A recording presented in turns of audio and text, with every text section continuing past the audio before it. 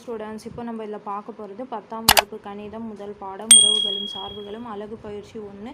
அதில் 8வது கொஷனுக்கு ஆன்சர் பார்க்கலாம். 8வது கொஷின் பாருங்கள்.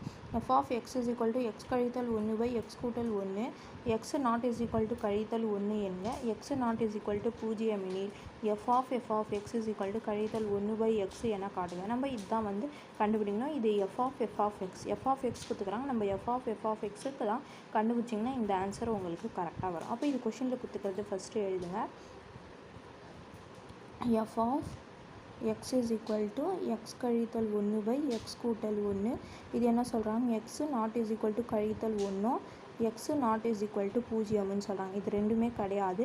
இதுதான் ஆன்சர் நம்ம கண்டுபிடிக்கணும். அப்போ இது எஃப் ஆஃப் எக்ஸு. நம்ம எஃப் ஆஃப் எக்ஸு கண்டுபிடிக்கலாமா? பாருங்கள், எஃப் ஆஃப் எக்ஸ் அப்போனா எஃப் ஆஃப் எக்ஸ் என்ன கொடுத்துக்கிறாங்க? எக்ஸ் கழித்தல் 1/x கூட்டல் 1.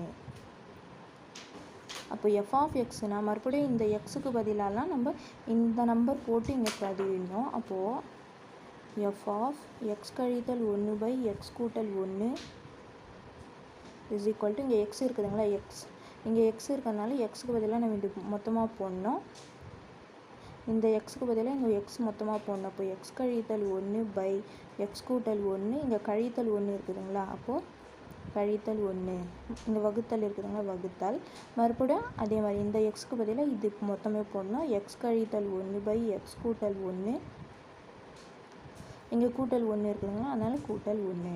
அதுக்கப்புறம் பாருங்கள், இது வந்து இங்கே கழித்தல் 1. அப்போது இங்கே கழித்தல் கூட்டல் இருந்துச்சுன்னா இது கிராஸில் பெருக்கிட்டு நம்ம மேலே இது பண்ணிடணும். இது பையில் அப்படியே இருக்கும். அப்போது எக்ஸ் கழித்தல் 1 அப்படியே வரும். இது நீங்கள் பெருக்கினீங்கன்னா 4x கழித்தல் 1 தான் வரும். அப்போது இது கழித்தலாக மாறிடும். கழித்தல் எக்ஸு கழித்தல் 1ன்னு வரும். அப்போ கழித்தல் எக்ஸு கழித்தல் 1 வகுத்தல் இது எக்ஸ் கூட்டல் 1ன்னு அப்படியே வரும், வகுத்தல். மறுபடியும் அதே மாதிரி இது பெருக்கிட்டிங்கன்னா எக்ஸ் கூட்டல் 1 அப்படியே வரும்.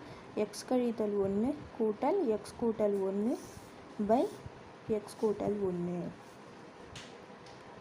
அப்போ பாருங்கள், இது கூட்டல் எக்ஸும் கழித்தல் எக்ஸும் கேன்சல் ஆகிடும். அப்போ மீதி என்ன இருக்குது? இங்கே கழித்தல்னால் ரெண்டுமே கூட்டிடணும். அப்போ கழித்தல் 2/x கூட்டல் 1 வகுத்தல்.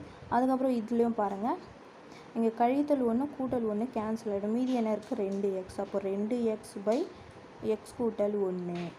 அப்போ பாருங்கள், இது இங்கே வகுத்தல் இருக்குதுங்களா, அந்த சைடு போச்சுன்னா மேலே போச்சுன்னா பெருக்கலாக மாறிடும். அப்போது கழித்தல் 2 வகுத்தல் எக்ஸ் கூட்டல் 1 பெருக்கல் எக்ஸ் கூட்டல் 1/2x. அப்போது இது பெருக்கல் இருக்கிறதுனால இது ரெண்டுமே கேன்சல் ஆகிடுமா. அப்போ மீதி என்ன இருக்குது? கழித்தல் 2/2x. அப்போ கழித்தல் 2/2xனால் இது வகுத்தல் இருக்கிறதுனால 2 கேன்சல் ஆகிடும். அப்போ மீதி இங்கே கழித்தல் x தானே இருக்குது. அப்போ எதுவுமே இல்லாதனால நம்ம 1ன்னு எடுத்துக்கலாம். அப்போது கழித்தல் 1/x.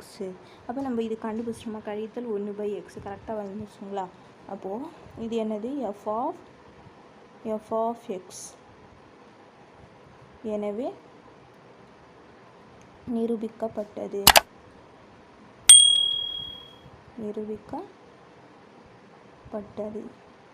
புரிஞ்சுதுங்களா? அவ்வளோதான். இது 8வதுக்கு ஆன்சர்.